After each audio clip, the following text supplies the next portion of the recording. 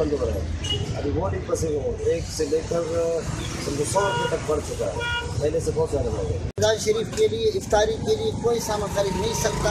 जुल्म है, बड़ा जुल्म है और बड़ा बुहरान है।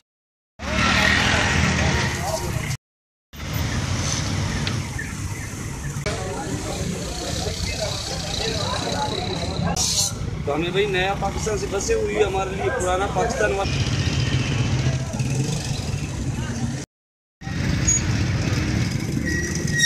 का मुतालिबा है कि हुकूमत मुनाफाखोरों के खिलाफ कार्रवाई करे और रमज़ान मुबारक के मुक़द्दस महीने में सस्ते पैकेज के ऐलान यकीनी बनाए। कैमरामैन रिजवान के साथ आमिर बाजोई, समा खुश।